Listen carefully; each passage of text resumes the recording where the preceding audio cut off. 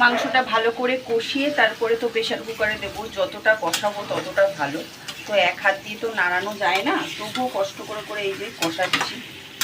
এই যে বড় কড়াইটা আর বের করে নিই, ছোটো কড়াইতেই করছি। এখানে কচুরলতি হালকা করে গরম জলে একটু ভাপিয়ে নিয়েছি। দেখুন আবার মেঘ করে আসছে। মেঘ করে থাকলে না প্রচণ্ড পরিমাণে গরম লাগে। চিংড়ি মাছে নুন হলুদ এই যে, এখানে বেশি করে পেঁয়াজ, বেশি করে রসুন লঙ্কা নিয়েছি ওই কচুরলতি করবো বলে। আর মাংসটা একটু কষিয়ে নিই, তারপরে এই যে এই এক হাতে নাড়ারও যায় না।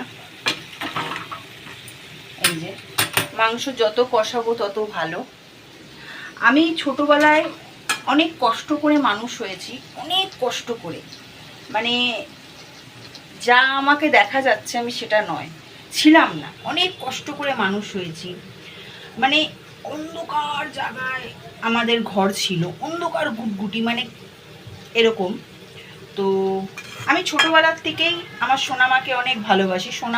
সোনামা মানে আমার মা মনসা, ঠিক আছে, তাকে আমি অনেক ভালোবাসি। আর খালি এটা ভাবতাম, আমি যদি একটুখানি মানে যেটাকে বলে ইচ্ছাধারী না ওটা হতে পারতাম, তাহলে একটু ভালো ভালো খাবার নিয়ে এসে নিজে খেতে পারতাম, আশেপাশে আমার বন্ধু বান্ধবীদেরকে দিতে পারতাম, ছোটোবেলায় যেটা হয় আর কি। তো হয়তো সেটা হতে পারিনি, তবে আমার মা মনসার সন্তান হতে পেরেছি আমি। মানুষের ক্ষতি করতে শিখিনি, আর কেউ যদি আমায় কিছু বলে সেটা অন্য জায়গায় এর কাছে গিয়ে লাগাতেও শিখিনি।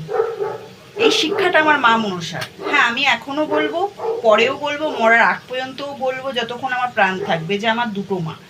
একটা হচ্ছে আমার সোনামা, যিনি হচ্ছে আমার মা মনসা। মানুষ রূপে জন্ম দেওয়ার জন্য একজনের গর্ভ দরকার পড়ে, সেটা হচ্ছে আমার আর এক মা, ঠিক আছে। তো আগে আমার মা মনসার কাছে আমি একা দায়িত্বে ছিলাম, এখন দুটো সন্তানের দায়িত্ব, মানে আমি প্লাস আমার মেয়ে, তারও মেয়ে, তার দায়িত্ব। তো মানুষ রূপে কিছু অসুর আছে চারোদিকে। তো আমার মা মনসাকে আমি এটা বলি যে এই পৃথিবীতে রক্ষা করার জন্য মাকে প্রয়োজন, সেটা হচ্ছে আমার মা। তো যদি আমি তো দেখতে পারবো না, আমি শুনতেও পারবো না কোথায় কি হ্যান ত্যান, সব সময় জন্য আমাদের সঙ্গে থাকবি শক্ত করে হাত ধরে।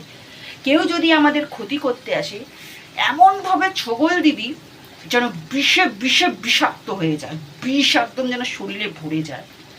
আমাদের গায়ে যদি এরকম কেউ টোকা দিতে আসে না, তাদের যেন এমন ছগল দিবি যেন বিষে শেষ হয়ে যায়, একদম যেন তছনছ হয়ে যায়, চোখ নাক মুখ দিয়ে যেন বিষ বেরোয়।